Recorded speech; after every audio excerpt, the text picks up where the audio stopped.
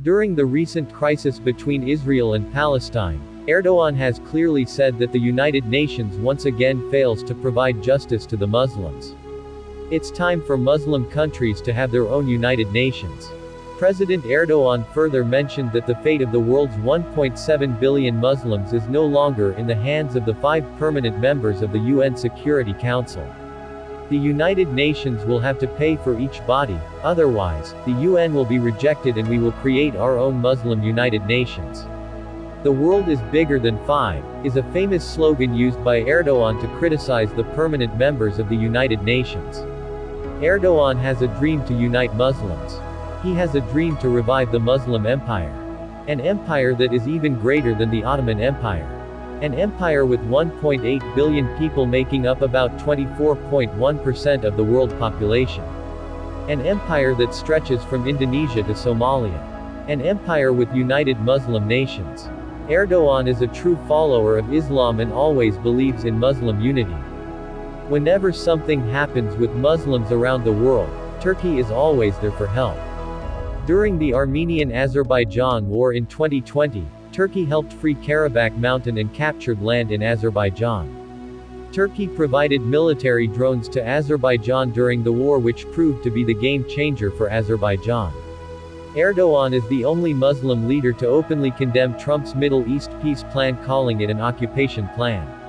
When the French president defended the blasphemous sketches of Prophet Muhammad, Erdogan boycotted France and called Macron a mental patient. What problem does this person called Macron have with Muslims and Islam? Macron needs treatment on a mental level, Erdogan said in a meeting.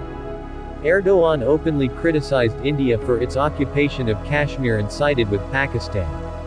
Very few world leaders have the courage to condemn India, as India is one of the largest consumer markets.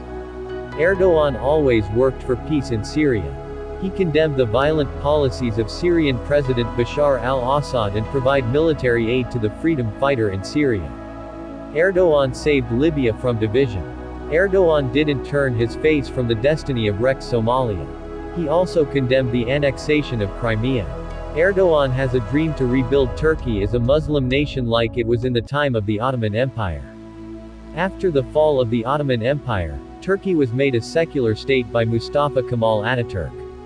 Mustafa Kemal westernized Turkey by banning the headscarf for women, replacing Arabic with Latin script, and the Islamic calendar with the Western calendar. Mosques were under state control. Faith was declared as a private matter, and nobody was allowed to promote religion. Turkey was like this until Erdogan came into power. Erdogan is trying to turn Turkey into an Islamic state again. Erdogan is converting museums and cathedrals into mosques. Music, culture, cinema, almost everything in Turkey is being Islamicized. Turkey is making dramas like Drillis Ertugrul and Kuruluş Osman, which shows the glorious past of Muslims.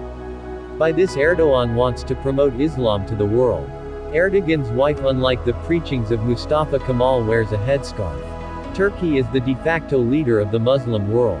Turkey, Pakistan, and Malaysia are planning to launch a joint currency. In the beginning that would be used by these 3 countries, and later if it works rest of the Muslim countries will join. This would be the first step of the United Muslim Nations. If Erdogan achieves his dream of the Muslim Empire, then the world would not be the same. Currently, there are 52 countries with a Muslim majority, distributed in 3 continents, mainly in Asia and Africa, and some in Europe. Almost all of them are connected, except India and Myanmar. The Muslim Empire would have nearly 6 million combined active-duty military personnel with 200 million reserves. Combined military vehicles include 11,000 tanks, 3,100 aircraft, 120 vessels, and around 120 nukes in Pakistan only. If Muslim countries united today, they would instantly be the most populous country with the largest area, second most powerful military power with the largest army, the 3rd largest economy with the highest trade, highest energy, and 3rd highest manufacturing output. It won't be easy for Erdogan to unite Muslims, but hope for the best.